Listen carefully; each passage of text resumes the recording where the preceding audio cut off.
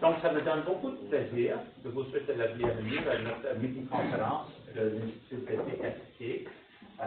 Mon nom est Andrew Phil, je suis le responsable de l'éthique et santé de l'Institut et c'est un grand plaisir de vous voir ici.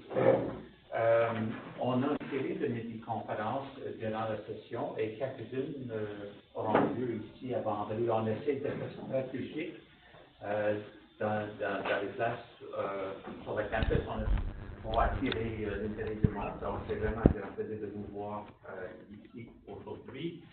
Et même si on essaie d'enregistrer nos conférences, pour après, c'est toujours intéressant pour l'échange en 10 fois avec les participants comme vous. Donc, merci pour votre présence.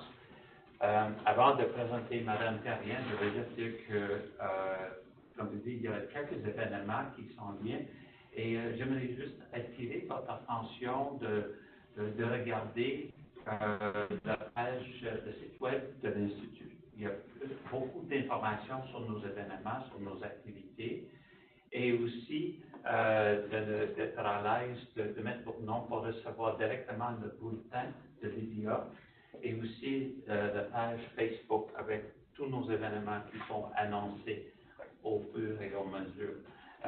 Et dernier mot avant, c'est juste pour dire qu'on a toute une journée importante, le 19 février, la journée sur l'indépendance professionnelle qu'on organise à l'Institut. Et toute l'information sur notre site. Et je vous invite chaleureusement à cet événement important sur cette question un peu chaude en 2019. Et aussi, on a notre école d'été en éthique organisationnelle en août, le mois d'août. Donc, c'est quelque chose qui peut être intéressant pour vous aussi. Donc maintenant, j'ai le plaisir de présenter notre conférencière aujourd'hui, Mme Stéphanie Terrien. Et vous avez le titre de sa conférence, qu'elle va parler elle-même. Mais je veux juste dire quelques mots rapides. Elle est diplômée en philosophie, en communication publique et en éthique. Mme Terrien est membre éthicienne du comité d'éthique de la recherche de plusieurs établissements de santé québécois depuis près de 15 ans. Elle a contribué à plusieurs initiatives en éthique clinique et organisationnelle dans le domaine de la santé et elle a été conseillère en éthique à la Commission de l'éthique en sciences et en technologie. Elle a aussi été conseillère pour les commissions parlementaires à l'Assemblée nationale où elle a été spécialisée en santé et services sociaux, éthique, gouvernance, évaluation de la performance et rédition de comptes. Mme Terrien est aujourd'hui éthicienne au CHU de Québec, Université Laval. Après avoir rédigé le cadre conceptuel en éthique pour cette grande organisation, le plus important centre hospitalier universitaire au Québec, elle entreprend dans ce poste la construction et la mise en œuvre d'un programme d'éthique intégré touchant l'ensemble des activités de gestion, l'offre de soins, de la recherche ainsi que l'enseignement. Et je peux dire un mot plus subjectif que pour moi, Mme Terrien est une pionnière. Elle joue un rôle extrêmement important. C'est vrai que c'est un mot objectif? Et subjectif. Et c'est vraiment, nous sommes très chanceux de l'avoir avec nous aujourd'hui. Donc, avec ça, c'est à vous. Merci beaucoup, Andrew. Merci d'être là. Je suis contente de reconnaître certains visages. Je suis contente surtout de voir la présidente du comité d'études cliniques du CHU et la présidente coordonnatrice du comité d'études de la recherche du CHU. Des visages connus aussi du sous-comité que Andrew anime avec beaucoup d'enthousiasme. Alors, je suis contente de la décision que j'ai prise de ne pas trop restreindre, dans le fond, mes propos sur le cadre conceptuel en éthique. Il y a plusieurs personnes ici qui ont déjà entendu parler du cadre depuis un an qui est adopté. Je vais déborder un peu, puis c'est pour ça que le titre s'appelle plutôt Améliorer le bilan éthique d'un centre hospitalier universitaire, mission impossible, point d'interrogation. Quelques mots déjà sur le titre, j'ai écrit ça rapidement, puis après ça j'ai repensé, finalement, il y avait du sens à chacun de ces mots-là, finalement, si on prend par exemple bilan éthique, je l'ai mis entre guillemets, c'est un peu un clin d'œil parce que le contexte dans lequel le cadre a été adopté, c'est le même contexte de mon expérience au CHU. C'est celui d'une espèce de commande de dire améliorer donc notre bilan éthique. Je caricature, là, c'était pas aussi gros que ça, mais c'était un peu ça l'esprit. C'était on veut un meilleur bilan éthique. C'est un peu un clin d'œil en disant, bilan éthique, c'est ça la perception des fois que peuvent avoir la haute direction de l'organisation, dire c'est quoi notre bilan. C'est un mot très gestionnaire, hein, ça apporte vraiment on veut se donner une meilleure cible. C'est un langage qui est gestionnaire. Puis par ailleurs, c'est un langage aussi qui suppose un laps de temps assez long. C'est un mandat qui est à long terme, qui implique beaucoup de patience, qui peut être très enthousiasmant, mais enfin, il y avait ça dans le mot bilan éthique que je voulais conserver, c'est ça le contexte, hein, c'est ça la commande de la haute direction de l'organisation. Améliorer, ça, c'est un mot qui est un peu stratégique. On va toujours, à partir du cadre conceptuel, utiliser des mots positifs. Fait qu'on va toujours prendre compte de ce qui est là, parce qu'il y a déjà beaucoup d'éthiques. Il y a beaucoup de choses qui se font, évidemment, au CHU, avant même de créer un cadre conceptuel. Donc, on va prendre ce qui est là, puis on va essayer d'en faire quelque chose de mieux. Donc, ce mot-là est important. Puis, Centre hospitalier universitaire, parce que vous le savez, c'est gros, c'est compliqué, c'est très normé. Il y a beaucoup de chapeaux différents, beaucoup de statuts différents, beaucoup de collaborations, il y a beaucoup de façons de faire qui sont différentes. Puis c'est particulièrement chaud. La santé en ce moment, c'est un peu l'obsession. Il y a eu beaucoup de modifications dans le réseau. En tout cas, il y a ce contexte-là aussi qui fait vraiment partie du contexte. Là, je vais vous parler davantage en profondeur du contexte dans lequel on a fait le cadre, là, mais déjà dans le titre, ça le posait un peu. Mission impossible. En fait, ce que je vous propose aujourd'hui, c'est vraiment, comme je disais, plus un témoignage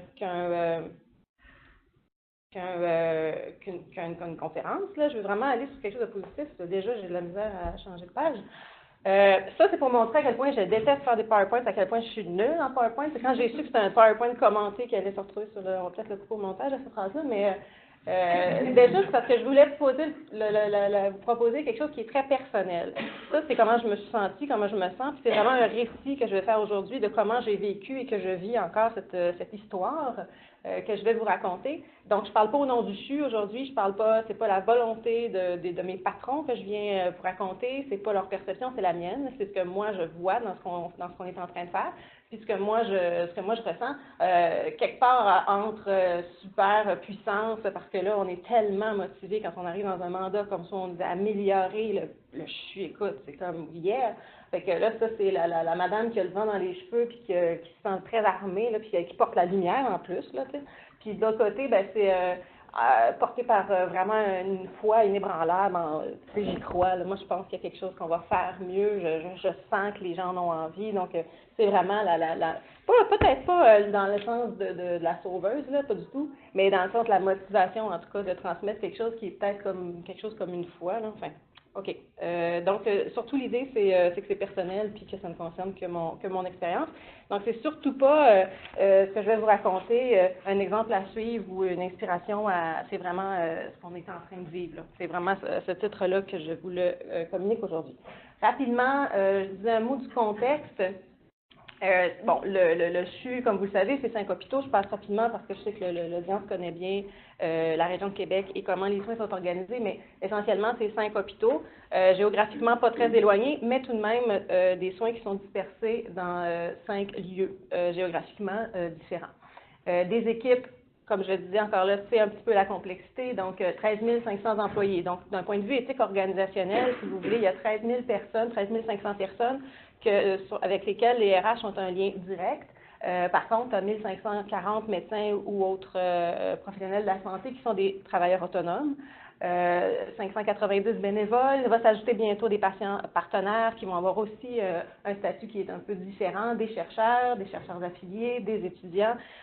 Donc, vous voyez un peu déjà là, le contexte parce qu'on prend ça comme vraiment le gros défi de l'éthique organisationnelle, éthique clinique et de la recherche. Donc, c'est ça un peu le contexte de l'arrivée. Je passe rapidement, mais vous dire que le CHU se vante avec raison de jouer un rôle de leader sur plusieurs aspects qui sont énumérés. Là, c'est un copier-coller du site web.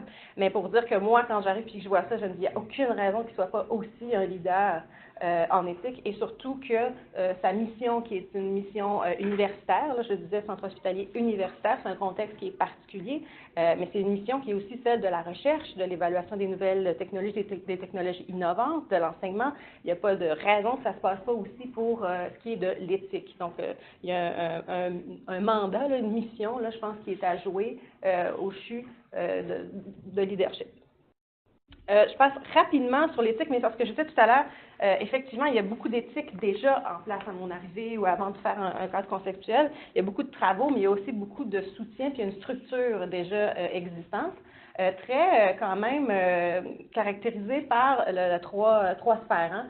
Comme on le dit souvent, c'est à peu près pareil dans tous les établissements de santé jusqu'à assez récemment, parce que c'est un effort là, qui est partagé un peu partout d'en venir à une vision un peu plus intégrée, mais jusqu'à présent, c'est assez différent. Ce qui se fait en éthique clinique, en éthique de la recherche, en éthique de la gestion, c'est caractérisé par plusieurs composantes différentes. Par exemple, l'éthique de la recherche qui, depuis longtemps, Andrew disait en introduction, j'ai fait partie du comité de l'éthique de la recherche depuis l'an 2000.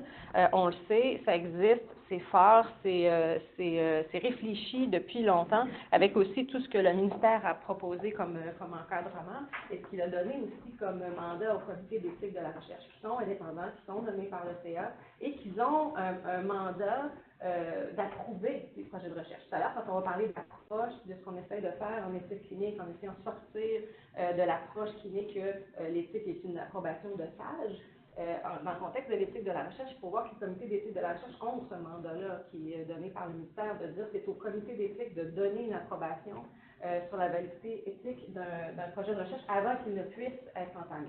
Donc, il y a ce contexte-là là, qui est très différent de l'éthique de la recherche, donc avec des plénières bien structurées. Par exemple, au CHU, il y a 3 sous-comités qui sont présidés, comme je le disais, par Maître Delory, avec un bureau qui relève d'une séquence bleue foncée qui n'est pas visible à gauche, là, mais qui est c'est la structure hiérarchique, en fait, du bureau de l'éthique qui est en bas, qui soutient les travaux du comité de la recherche, d'éthique de la recherche, qui est un soutien, on va dire, très principalement administratif, parce qu'il faut savoir qu'avec le nombre de projets de recherche, je ne sais pas combien ils sont par année, mais c'est une masse de travail incroyable là, qu'ils ont à faire pour que les plénières en viennent finalement à pouvoir donner une approbation.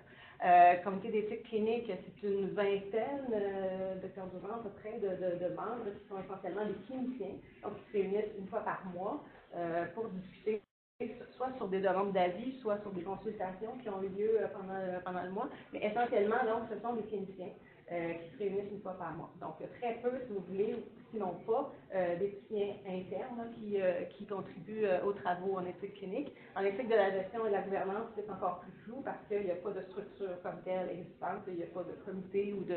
Il y a un directeur, le directeur de l'évaluation de la qualité de l'éthique et des affaires institutionnelles, qui est la personne responsable, le gestionnaire responsable de l'éthique de la gestion. Mais il faut voir qu'au quotidien, bien sûr, que les décisions de gestion, les dilemmes en éthique sont gérés par les gestionnaires eux-mêmes. C'est pas qu'il n'y a absolument pas de réflexion éthique, c'est juste qu'il n'y a pas de comité, il n'y a pas de structure formelle pour l'encadrer. Très peu de réflexion, très peu de publications aussi sur le sujet de l'éthique de la gestion.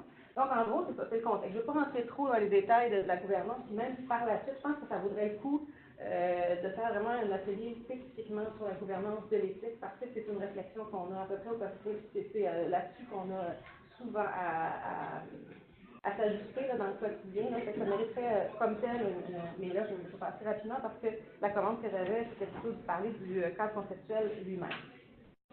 Le cadre conceptuel, ça arrive à peu près dans mon esprit là, comme l'arme de Wonder Woman, si on veut toujours revenir sur cette fameuse image de mon état d'esprit de feu. C'est un peu, ça va être avec ça, le cadre conceptuel, qu'on va planter le reste du travail. Ça aurait pu être autre chose.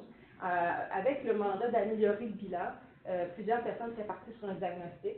Ça nous a traversé l'esprit de dire on va commencer par faire un diagnostic en profondeur.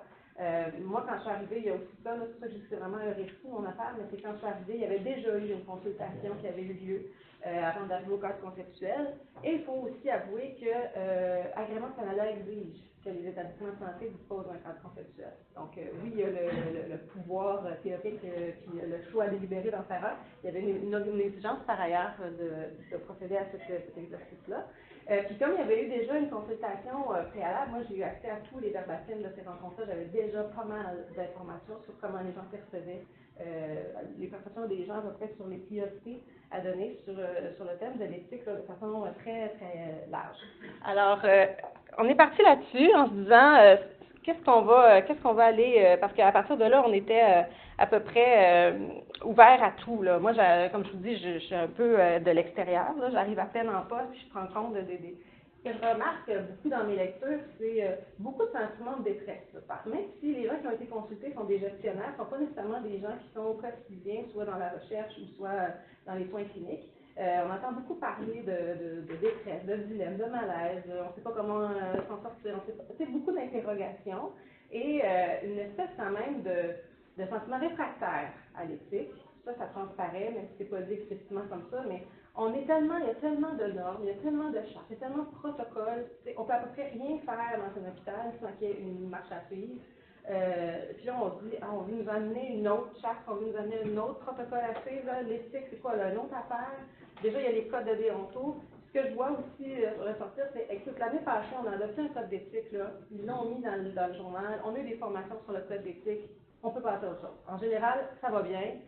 On en a assez parlé, on passe à d'autres choses. Puis de toute façon, nous, les détresses qu'on a et qu'on sent au quotidien, il n'y a personne qui s'en occupe. Il y avait un petit peu, là j'exagère un peu, mais où le micro? Mais il y avait un peu de, pas une autre affaire de plus, puis bon. Fait que, OK, ça je m'en doutais, c'est pas très surprenant de dire ça. Puis aussi, il y a des gens qui sont en poste et qui font déjà de l'éthique. Puis il ne faut pas non plus arriver avec un outil qui va donner l'impression qu'on jette tout à l'heure ce qui a été fait jusqu'à présent, parce que nous, on arrive avec une solution.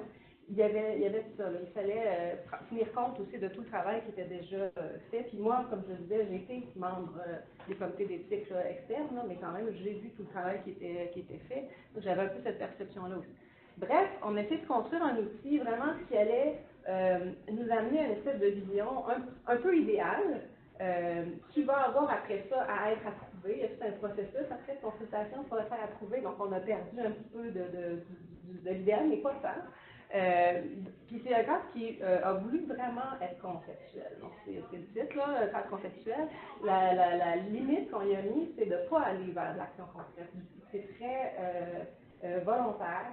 On s'est dit, on a une occasion d'aller mettre un peu de contenu, puis justement, de pensée idéale là-dedans, on va s'en tenir à ça. Puis l'idée derrière ça, c'était de se dire, déjà, moi, à chaque fois qu'on écrit un mot, puis on dit, est-ce que ça va pas, est-ce que c'est trop, est-ce que ça va choquer, est-ce que ça diffère trop des façons de faire, comment ça va être reçu? Puis on s'est dit, si on fait en même temps le débat sur l'approche de l'idéal, c'est-à-dire l'approche de c'est quoi l'éthique, qu'est-ce qu'on entend par ça, c'est quoi une consultation éthique, quoi avoir un conseil éthique ou une intervention éthique, puis après ça, on met dans le même document, c'est très concret, là, c'est des préoccupations de gestionnaires encore, puis de fonctionnaires, mais si on met dans le même document cette approche-là de comment on conçoit l'éthique, puis dans le même document, on va mettre voici ce qu'on va faire, voici ce qu'on va faire, voici ce qu'on va faire, on risque de se retrouver devant des conseils, parce qu'on fait approuver ce document-là dans différents conseils, sur une discussion qui va porter sur les actions, alors que peut-être qu'on se serait entendu si on s'était limité à l'idéal. Puis je me disais, là, le double débat qui risque d'avoir lieu va peut-être faire exploser la chose, alors que je pense que si on y va pierre par pierre, puis on s'entend d'abord, est-ce qu'on est d'accord pour aller vers une vision un petit peu plus démocratisée de l'éthique? Je dis ça comme ça. Puis après ça, on arrivera avec un plan concret, on s'obstinera après. Puis on en viendra peut-être à des chicanes sur comment on procède, puis qui on met dans le même lot. Mais en tout cas, c'était ça. Donc bref, on est parti sur... clairement, dès l'introduction, j'en ai apporté de Sophie, mais il est facile à trouver aussi, je pense, sur le site web. Le CHU déjà conçoit l'éthique comme une réflexion, un dialogue à propos de l'action individuelle et collective visant à identifier les valeurs partagées à partir desquelles une décision sur l'agir est prise. C'est la définition qu'on a placée dès l'introduction, mais surtout qu'on répète à plusieurs reprises à quel point on désire que l'éthique devienne une culture. Là, c'est vraiment pour désamorcer l'approche qui aurait été plus normative, l'approche du code d'éthique, l'approche d'encore une autre affaire qu'il va falloir cocher, puis etc. Donc, on veut sortir de la contrainte, on veut arriver à amener ça comme un changement vraiment de culture, vraiment de façon de concevoir le travail, de concevoir la collaboration éventuellement professionnelle, de concevoir les communications, de concevoir l'offre de services. Donc, on veut que ça touche tout, c'est pour ça qu'on a appelé ça un changement de culture. On sait que ça amène vers un changement probablement de mentalité, donc comme je parlais tout à l'heure, de vraiment à long terme. On le sait que c'est flou, on sait qu'il n'y a personne qui peut être contre ça. On sait qu'en gros, les gens qui se questionnent, qui n'ont pas nécessairement eu à se questionner sur les approches en éthique, vont peut-être pas saisir ce que ça implique comme changement, mais comme je disais tantôt, si on s'entend là-dessus, après on verra ce que ça va impliquer comme changement concret, parce qu'effectivement, ça va changer probablement beaucoup de choses dans le concret. Ce qu'il inclut, c'est ce que je disais tout à l'heure, c'est qu'on en est resté pas mal. Je ne vais pas passer chaque page, vous le lirez si ça vous intéresse, mais on est resté pas mal dans le vague. Moi, je trouvais que c'était déjà beaucoup de concret, personnellement, parce que comme je disais, en disant ça, je n'ai pas dit que ça excluait, mais c'était sous-entendu. Alors, je trouvais qu'il y avait déjà beaucoup de pistes d'actions déjà qui n'étaient peut-être pas dites, mais qui étaient présentes. Alors, on n'est pas allé vers, justement, le plan d'action, comme je parlais tout à l'heure. Ce qu'il inclut, par contre, je vais en dire quelques mots, le fait que ça soit une culture organisationnelle, on a dit, il faut que ça soit vivant, il faut que ça soit réflexif. Donc, on a mis plusieurs axes, éventuellement, de stratégie que je vais vous nommer tout à l'heure. Puis, qu'est-ce que je veux dire sur les limites? C'est aussi la réflexion, comme je disais tantôt, sur la gouvernance. Toute la procédure qui va suivre, qui va avoir quel rôle, etc. On n'est pas allé du tout dans cette réflexion-là. La procédure, ça va nécessiter une consultation, ça va nécessiter plus de consensus, ça va bien.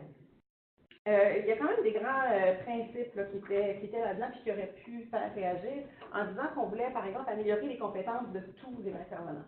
Là, on venait de dire, justement, parce que tout à l'heure, je voulais opposer par rapport au rôle parfois des comités d'éthique de la recherche, notamment, en disant qu'on voulait améliorer les compétences de tous, c'est un peu de défaire la pensée que l'éthique relevait d'un comité de stage, qui était un petit peu l'apanage, puis comme je dis, partout, en fait, c'est un petit peu senti comme on va poser une question, ils vont nous répondre, un peu comme sur le modèle de la vie juridique, on va poser, puis on va avoir une interprétation, puis on va l'appliquer. Ce qui était vécu dans tous les établissements, puis ça l'était un peu au CHU, c'est que cette façon de faire-là, de toute façon, avait un peu atteint sa limite, dans le sens où la majorité du temps, c'est pas juste basé sur nos lectures puis notre théorie de l'éthique, c'est que dans le concret, on l'a vu, que des avis éthiques qui ont été reçus n'ont pas nécessairement été bien reçus et surtout n'ont pas nécessairement influencé l'agir. Alors, en disant, nous, qu'on allait modifier, que la visée, c'était modifier l'agir, que la décision qui allait être prise basée sur les valeurs avec comme objectif surtout l'action qui allait en découler, on était en train de dire qu'on allait avoir une pensée un peu plus stratégique. Alors, on n'allait peut-être pas accorder, si vous voulez, à l'éthicien le rôle du juge de l'hôpital qui allait trancher un débat. On a été en train de glisser vers le rôle de l'éthicien qui était un accompagnant, avec toutes les limites, puis je sais qu'on pouvait vraiment s'associer sur ce plan-là. C'est pour ça que quand je parlais des consultations qu'on a menées, à chaque fois qu'on arrivait devant un groupe, je me disais, est-ce que ça va, comment ça va, parce qu'effectivement, ça peut changer la perception et de l'éthique et de l'éthicien. C'est des petites choses et des petits mots, mais qui, au quotidien, moi, je voyais ce que ça allait amener peut-être comme réaction puis comme modification dans la vie. C'est pour ça qu'on n'est pas allé plus loin que ça. Donc, il y a des gens qui lisent ça et disent, il n'y a rien. Effectivement. Il n'y a absolument pas de qu'est-ce qu'on doit faire, comment on doit travailler, comment on doit appliquer tel code. Absolument pas. Ça reste très, très conceptuel. Mais c'est écrit dans mon CV que j'avais fait philo. Fait que, je pense que tu devais se douter que ça allait être à peu près à ce niveau-là. Où est-ce que j'en suis sur la diffusion? Je vais en dire un peu plus tout à l'heure. Mais comme on disait que c'était une culture, que ça devait être vivant et réflexif, mais évidemment qu'on s'attend à ce que ce soit diffusé. Le problème, c'est que dans un immense centre comme celui-là, le cadre conceptuel, comme il est écrit avec ce langage-là, qui quand même est un langage assez théorique, là, même si c'est un outil fonctionnel, c'est difficile à diffuser. C'est difficile parce qu'on ne veut pas tomber justement dans les grandes campagnes de communication que le CHU se réserve pour 1 ou 2 sujets par année. On a du mal à obtenir l'assentiment de la haute direction pour davantage. Fait qu'on est un peu embêté. Par contre, je vais vous le montrer tout à l'heure, mais tu sais, on a des outils internes. Le chuchoteur en a mis en première page du journal. Ça a l'air bête, là, mais c'est lu. Tu sais, les gens lisent ça dans le quotidien, les patients lisent, c'était vraiment la première page du journal. en avril, le mois de l'éthique. Donc, il y a eu une diffusion. Je reviendrai tout à l'heure sur la diffusion parce que ça fait partie des 5 volets là, de mon travail dont je veux parler. L'approche organisationnelle, j'en dis juste un mot pour dire que le cadre pose ça comme autre brique théorique qui est assez centrale, c'est le fait de concevoir l'éthique de façon un peu plus, regarde comme je suis nulle en PowerPoint, en tout cas, les couleurs se mélangent, là, mais éthique clinique, éthique de la recherche, puis éthique de la gestion, on voit l'éthique à quelque part au centre de tout ça, et on voit les dilemmes surtout émerger souvent dans les sphères partagées. C'est-à-dire que oui, il y a des situations cliniques qui sont des anecdotes ou qui sont des événements précis. Un clinicien nous contacte parce qu'il a vécu ou il est en train de vivre un problème, un dilemme.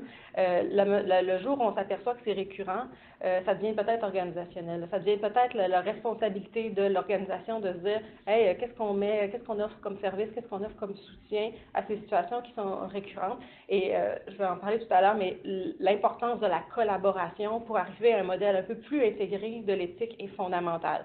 Donc, de poser même le terme éthique organisationnelle au CHU, on le considère comme englobant les 3 sphères. Donc, on a séparé, on n'appelle plus éthique organisationnelle, ce qui est habituellement appelé l'éthique de la gestion. On appelle l'éthique de la gestion, recherche clinique, puis tout ça englobé sur le mot organisationnel, sauf que de plus en plus, j'essaye d'enlever les étiquettes, puis on en vient à éthique seulement. Mais on n'est pas du tout arrivé pour l'instant, pour plein de raisons. Mais en tout cas, éventuellement, là, on essaie de créer le mot éthique tout court. L'approche organisationnelle, bien, ça va être aussi de dire qu'on va focuser sur 4 grands axes d'intervention pour en arriver à probablement un jour vivre un milieu où l'éthique serait davantage une culture.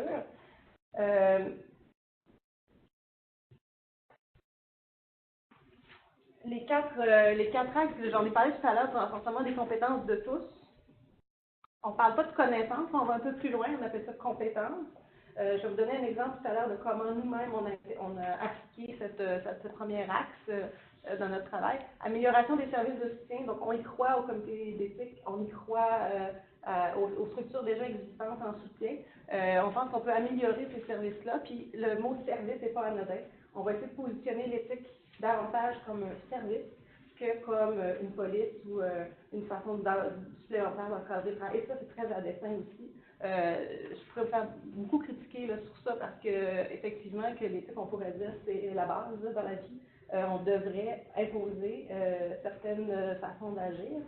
Mais dans le contexte que j'ai décrit, puis vraiment par souci de stratégie, on va miser davantage sur positionner l'éthique comme étant au service des gens pour améliorer leur vie et non pas exiger d'eux une transformation de l'organisation. Donc, on va vraiment de l'organisation vers les gens à partir des besoins que les gens ont exprimés. Et augmentation des travaux de recherche, c'est toujours le petit patient pauvre qu'on essaye toujours de faire grandir, là. Mais on veut faire de la recherche au CHU en éthique. Et on en développe en ce moment un premier projet pilote avec Maître Delory pour ce qui concerne l'éthique de la recherche. On voudrait solliciter davantage de joueurs au CHU pour faire davantage de recherche. Il y a l'expérience patient aussi qui publie qui fait beaucoup de recherches, fait beaucoup d'études, qui publie beaucoup d'études avec lesquelles on va s'associer probablement pour dans nos intérêts communs, pour faire des projets communs. Je ne veux pas trop... ah non, ça va. Il y a des valeurs, évidemment, qui sont au centre.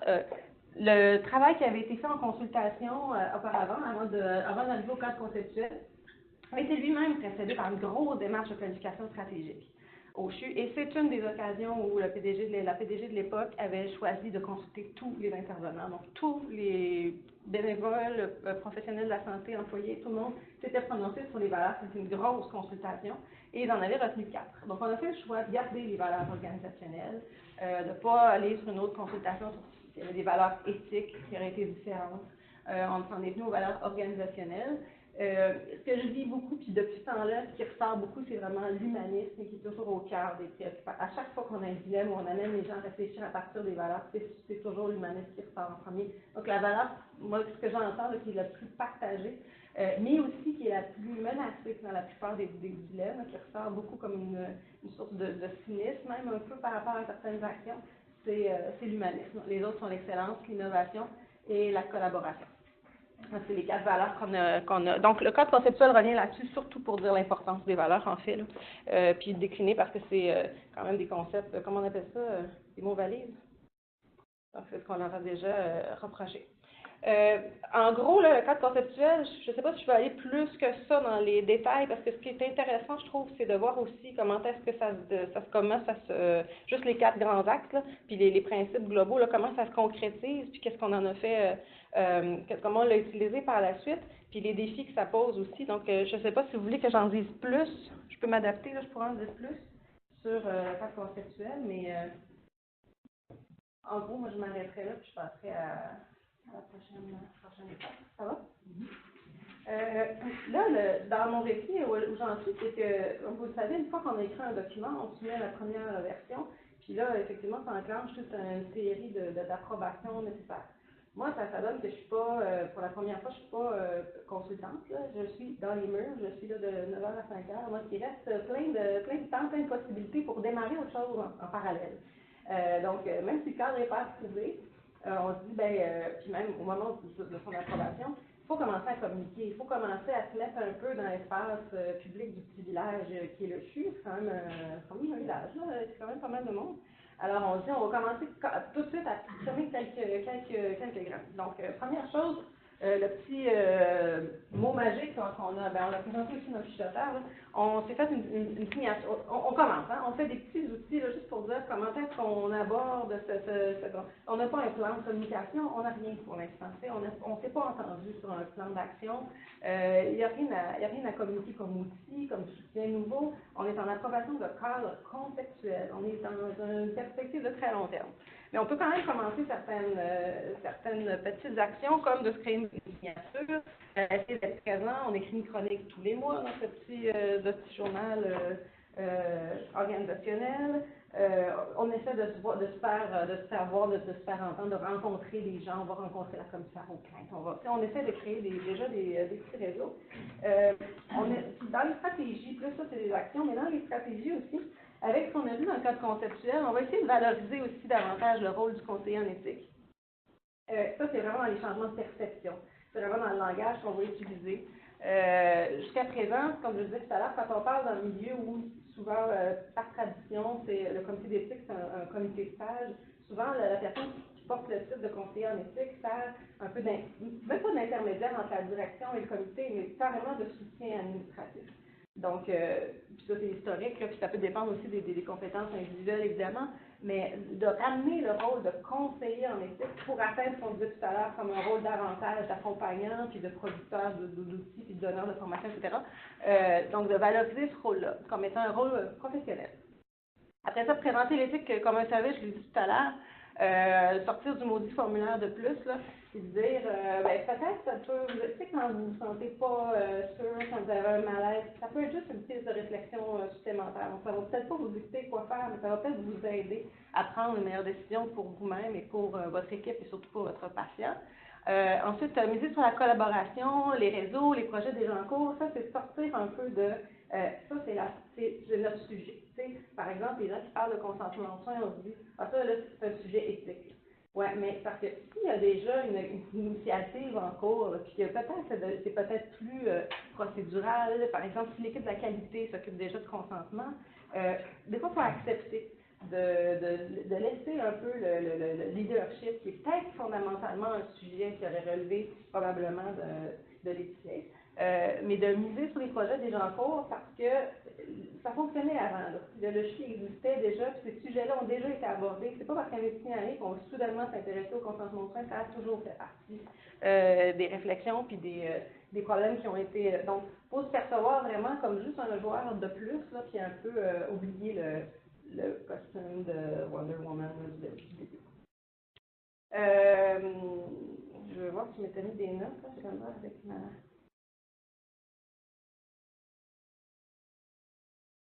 Bon, c'est ça, c'est ce que je disais tout à l'heure. Il va falloir penser à plus long terme à développer des stratégies de communication beaucoup plus efficaces, mais pour l'instant, on essaye juste d'exister un tout petit peu dans l'esprit, dans l'espace public.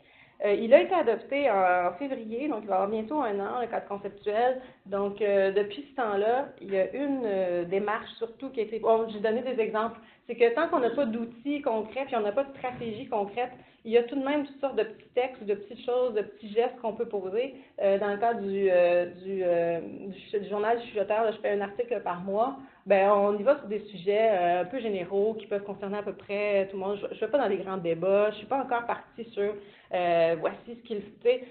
On n'est pas du tout dans quelque chose de très, très révolutionnaire. On va dans des sujets à peu près partagés par tous, qui ne vont pas susciter trop de débats, mais pour faire connaître un peu. Puis encore là, c'est encore une espèce de phase de séduction, de dire, ben, vous voyez, je suis conseillère en éthique, mais je ne suis pas en train de vous chicaner, je ne suis pas en train de vous dire qu'il faut ajouter un formulaire. C'est encore vraiment la période où on veut montrer qu'on est juste un joueur de plus, finalement, dans un gros écosystème qui existait déjà avant qu'on arrive. Il y a un très bon article sur le docteur Durand, d'ailleurs, là. Je ne sais plus s'il est là. Le nouveau président du comité, il me semble que je l'avais mis. En novembre. Ouais. Donc, voilà. Oui. Est-ce que c'est OK? Seulement? Est-ce que c'est possible? Parce que je vais laisser de temps pour les oui. questions. Oui, oui. Là, rapidement. Je dis qu'est-ce que... Ah oui, ben là, écoute, j'ai vraiment exploité mon concept. Wonder Woman a dit, je pense que je vais avoir besoin d'amis parce que... Je fais des blagues, j'ai absolument aucune idée de ce qui est là-dessus, c'est qui ces personnages-là. Mais j'ai cliqué Wonder Woman, puis ça m'est sorti. Puis sinon, si on veut me rester dans Mère Teresa, car elle aussi, elle a des amis. Bref, là, on se dit, justement, moi, la première étape, c'est que après le cadre conceptuel, encore là, on s'est dit, bon, ben, on doit être rendu à l'étape diagnostique, parce qu'on veut savoir où est-ce qu'on est. On s'est comme donné un bel idéal avec rien de concret. En fait, c'est rien de concret. Il y en a des changements là-dedans. On dit qu'on veut que les gens se questionnent davantage, on veut que les gens aient des réflexes, on veut que les gens aient l'habitude de questionner leur travail, on veut que les gens connaissent les outils de délibération puis qu'ils appliquent dans leur travail des outils de délibération, que la délibération devienne collective, qu'on recherche un consensus, que l'éthique, ça ne soit pas nécessairement dicté, mais que ça soit une prise de décision qui soit collective, qui fasse l'affaire d'un groupe. On a mis on a toute une approche, là, quand même, qui est souvent entendue là-dedans. Fait que tout ça, c'est dans le cadre conceptuel. On ne peut pas dire qu'il n'y a pas de concret, mais enfin, ça décrit quand même le changement qui est visé. Donc, à partir de ça, est-ce qu'on peut faire nous-mêmes, comme je disais tout à l'heure, le défi, c'est de dire, ben nous-mêmes, il va falloir qu'on applique. Je me vois mal aller poser un diagnostic. Avec ce que je viens de dire, est-ce que je peux me positionner, je vais appeler les gens pour dire ouvrez vos livres, je vais aller vérifier si vos pratiques sont exemplaires. Donc, je suis en train de dire que je viens de savoir que vous n'avez pas. Je suis en train de dire que je vais être capable d'évaluer où vous devriez aller. C'est un peu ça là, je me dis, est-ce qu'on est vraiment cohérent avec ce qu'on a mis dans le cadre conceptuel, qui était de dire qu'il faut que ça soit une compétence qui soit partagée. Donc, on a décidé d'aller plutôt sur une démarche de consultation. Ça a été difficile. Quand j'ai proposé, ça n'a pas été difficile au niveau gestionnaire parce qu'ils ont l'habitude d'avoir cette approche-là. Avec les comités, surtout avec le comité d'éthique clinique, ça a été un petit peu remis en question parce qu'on s'éloigne de l'approche du médecin. Le médecin, rapidement, lui dit, ben, première chose que je fais, je trouve un diagnostic. Donc, d'aller amener une approche beaucoup plus qualitative, de dire non, moi je veux juste les perceptions des gens, je ne veux pas connaître le vrai risque éthique, je veux voir que les gens considèrent comme étant un risque éthique. Là, on a la conversation qui revenait toujours, mais tu ne le sauras pas. Si tu ne vas pas sur le terrain, tu ne l'auras pas. Donc, ça a été un petit peu plus difficile de le faire voir pour ce que c'était. Par contre, il faut être clair, l'objectif de cette consultation-là, c'était vraiment de voir, elle est où l'ouverture. Parce que c'est pas vrai que tous les secteurs d'un centre hospitalier ont la même ouverture à amener une autocritique, une révision de ces façons de faire. Il y a des secteurs où oui, on veut faire mieux, il y a des secteurs qu'on dit surtout pas, là, ça va très bien, venez pas vous mettre votre nez, on est capable de s'organiser entre nous, on n'en veut pas d'outils supplémentaires. C'est pas propre au CHU, là. Dans cette organisation, je pense que c'est pas une critique, là. C'est comme ça, c'est culturel. Et donc, nous, notre stratégie encore de vouloir s'ajouter comme un service, c'était de voir qui a envie de recevoir ou l'ouverture dans l'entendre parler. Les perceptions, encore là, pour dire, ben, c'est pas à moi, parce que quand on positionne ça comme un service, on se dit, ben, c'est les gens qui le vivent qui doivent d'abord lever la main. Oui, c'est pour l'intérêt du patient, en gros, là, parce que je parle beaucoup de la clinique, parce que c'est un hôpital, hein, donc c'est sûr que notre première préoccupation, c'est les soins. C'est sûr que c'est l'intérêt du patient, mais à quel moment ça devient une question? C'est au moment où celui qui est le professionnel lève la main pour dire « il me semble qu'on applique la loi, là, mais il me semble que je ne suis pas certain ». Donc, on voulait vraiment cumuler ces perceptions-là, voir aux alliances potentielles, comme je disais tout à l'heure. Les pistes sont déjà envisagées parce que les équipes, puis souvent, là, quand ils ont eu de façon récurrente ces maladies, ils en ont essayé des choses, ils en ont déjà envisagé des pistes pour les aborder. Puis aussi, bien évidemment, se faire connaître. Moi, je suis professionnelle dans une organisation où je ne sais plus il y a combien de cadres intermédiaires et supérieurs. Je suis dans une équipe de la direction de la qualité. Donc, oui, c'est important d'aller rencontrer un par un. Donc, avec la défaite de dire, j'aimerais avoir vos perceptions. Par ailleurs, savez-vous, puis les sites, et puis blablabla. Puis, il y a une espèce là, de connaissance commune, puis d'un langage commun, de voir qu'on parle quand même une langue qui est compréhensible. Alors, il y avait ça dans les objectifs de la démarche. En gros, 33 cadres, c'est des cadres aussi, je ne vais pas amener toute la méthodologie, mais on a choisi vraiment les gens par la haut. Ça aussi, ça a été difficile un petit peu à faire accepter. On n'était pas sur le terrain parce qu'on voulait faire une démarche réaliste. On voulait livrer un bilan dans des délais intéressants. Profiter de momentum avec le cadre conceptuel qui venait d'arriver aussi. Donc, on a ciblé les gens en haut de la pyramide. J'ai rencontré 33 cadres pour discuter de gestion et gouvernance, puis j'ai rencontré par la suite 35 cadres pour le secteur clinique, tous en individuel, tous sur à peu près 90 minutes, une discussion très ouverte, les questions j'en ai, mais elles sont très larges, très ouvertes. Qu'est-ce que vous percevez là? C'est aussi large que ça, je ne fais plus. Puis après ça, moi, je faisais des catégories. Est-ce qu'il est en train de me parler d'une conduite à risque? Est-ce qu'il est en train de me parler d'un facteur? Vraiment, moi, je les ai, mais les gens, je ne les ai pas questionnés de façon... J'ai vraiment, qu'est-ce que vous sentez? Qu'est-ce que vous avez l'impression qui est récurrent dans vos équipes? Donc, puis on est en train de construire là, pour le secteur de la recherche puis de l'enseignement. Mais les deux premiers secteurs sont terminés. Ce que ça a amené dans les bilans, j'ai noté beaucoup d'attitudes et de commentaires généraux. Évidemment, là, comme je disais tantôt, les gens qui me disent on est correct, les gens qui me disent pourvu que ça ne soit pas, comme je disais tout à l'heure, une formation obligatoire, pourvu que ça ne soit pas un règlement, une politique de plus. Donc, j'ai noté là, ces commentaires généraux-là. Ce qui était plus intéressant, je parle de plus en plus vite, perception des risques, dès qu'il y avait 3 personnes, parce que je voulais vraiment respecter la confidentialité, surtout dans le domaine de la gestion, où on aurait pu vraiment reconnaître le secteur ou reconnaître même la personne. J'ai fait attention de prendre les risques, en fait j'appelais ça des risques, mais les situations de malaise, là, par exemple, où j'avais 3 occurrences et plus, et je les ai regroupées sous 4 thèmes pour ce qui est du secteur de la gestion. Là, c'est la gestion des ressources humaines et la gestion financière avec un S, malheureusement. Gestion de l'offre de services et la gouvernance. Donc, je les ai séparés en 4 thèmes. Ça a donné 22 sous-thèmes, ce qui est quand même beaucoup, parce que je prenais 3 occurrences. Des thèmes là, du genre, là, c'est pas un document qui va être public, mais c'est pas non plus des choses qui étaient étonnantes. C'est pas particulier, j'ai rien appris, là. C'est les gens qui se questionnaient. Il y a personne qui nous a appris des actes complètement déviants, là. C'est vraiment des préoccupations, genre, est-ce qu'on entretient correctement nos relations avec les entreprises privées? Est-ce qu'on fait bien? Est-ce qu'on est correct? Parce qu'on a chacun des façons différentes de voir qui est acceptable ou non de faire avec un fournisseur. Ça, c'est pour le domaine de la gestion.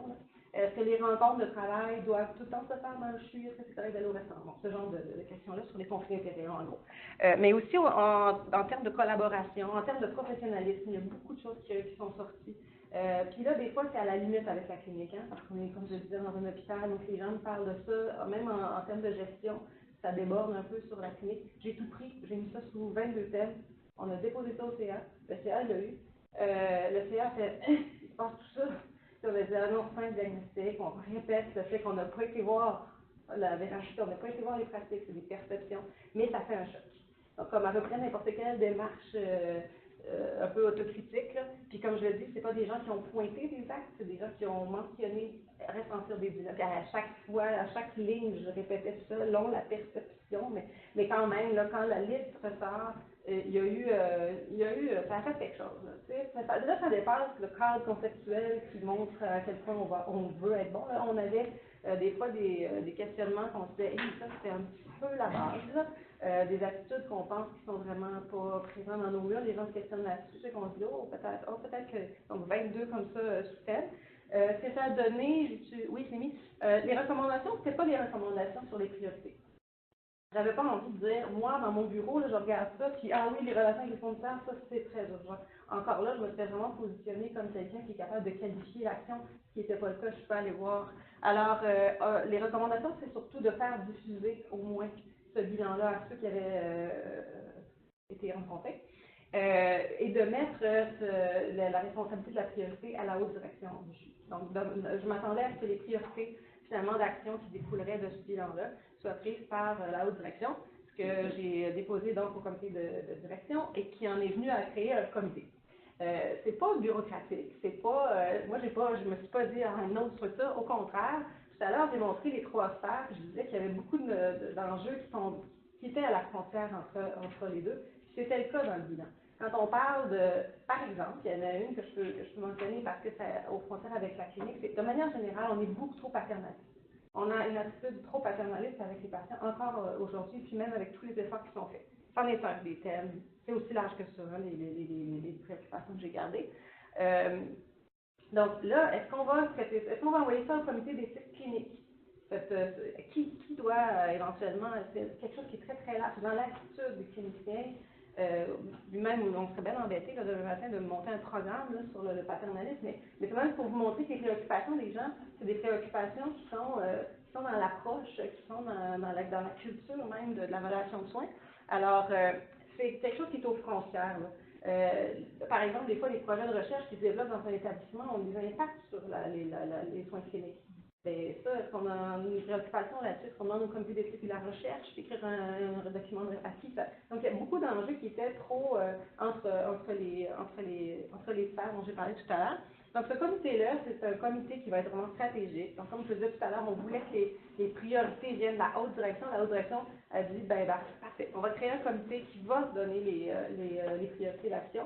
Et ce qui était assez agréable à voir, quand je vous dis que le CHU est quand même ouvert et motivé, c'est qu'au sein autour de la table du comité de direction, ce sont que les directeurs clientèle, les directeurs des secteurs administratifs. Et donc, qui veut siéger sur ce comité-là, ils ont tous levé la main. Donc, en général, ces comités qui sont créés, c'est personne qui veut en faire partie parce qu'ils sont pas plus que chargés. Puis quand on a parlé d'un comité stratégique en éthique, il y avait une grande enthousiasme. Les présidents des comités d'éthique vont être sur ce comité-là aussi. Je regarde pas à vous, j'ai pas vu.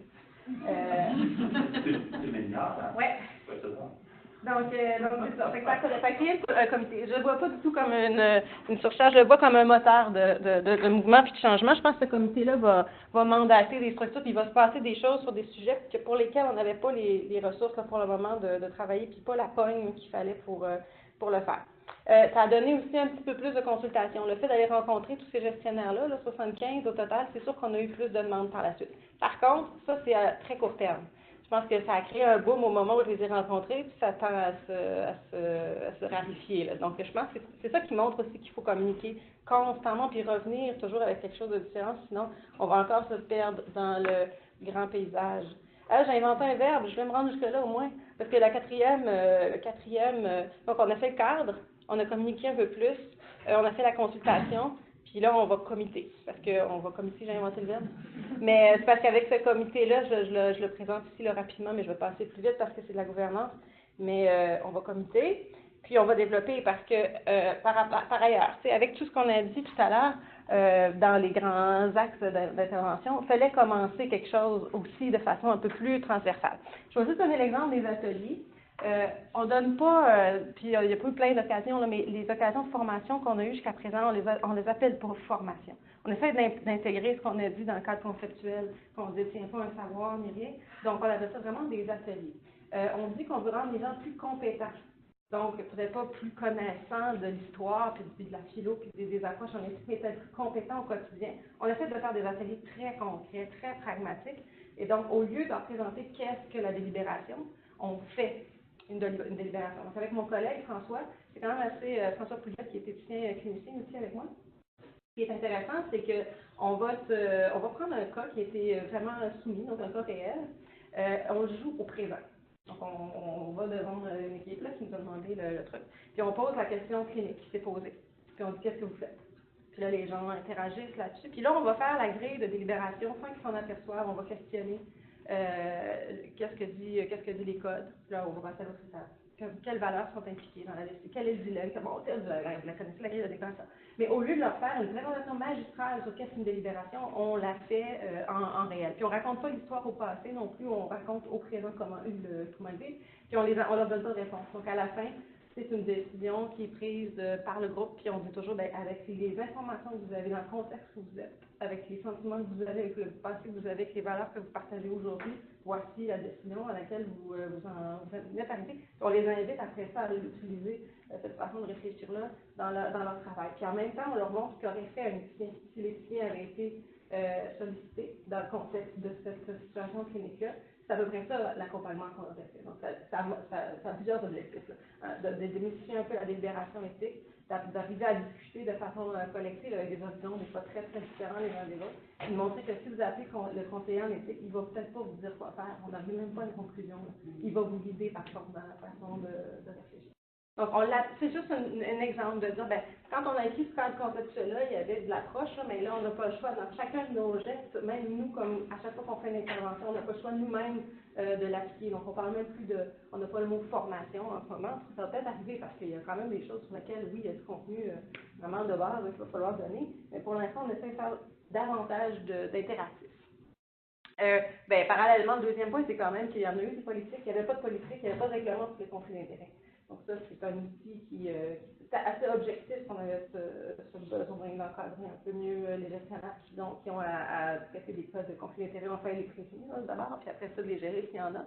Donc on a écrit, ça c'est moi qui l'a fait, donc pour vous dire que même si ça fait pas très longtemps, il y a des projets, il y a des mandats qui nous sont attribués directement, donc celui de, par exemple, de tout ce qui va suivre, là, parce que moi, le règlement sur les conflits d'intérêts, j'ai très peu d'intérêt à ça parce que ça reste un règlement, mais ce qui va suivre par contre sur la trousse, comment ça va être fait avant, pendant, après le conflit d'intérêts, ça va être beaucoup plus intéressant, donc on est là-dessus en ce moment. Développer des projets de recherche, j'en ai un mot, faire la promotion des services, c'est évident, puis initier et nourrir des collaborations. Toujours essayer de trouver, là je suis un peu comme la dernière, mais il y a un réseau, dans le réseau de la santé, il y a un petit réseau informel entre étudiants qui existe. Puis on se parle de plus en plus. Dans les collaborations, on se fournit des outils. Parce qu'on est très peu nombreux dans nos équipes. Puis on veut tellement faire beaucoup qu'on se partage ce qui est fait dans les autres centres. Puis c'est ça, le dernier mot de pub, c'était pour dire que du 1er au 7 avril, c'est d'ailleurs la semaine nationale de l'éthique en santé. Donc avec les autres étudiannes, on est toutes des filles du réseau. On s'est entendu sur le thème de la fin de vie. Pas très original, mais je pense que ça peut être très fertile, entre autres basé sur un des thèmes qui serait Parlons-en. Donc on va inviter les employés et évidemment les patients, mais surtout les employés à l'appliquer eux-mêmes, c'est-à-dire parler donc tout de suite de comment vous percevez, entre autres là, pour ce qui est de différencier les directives médicales anticipées des... bref.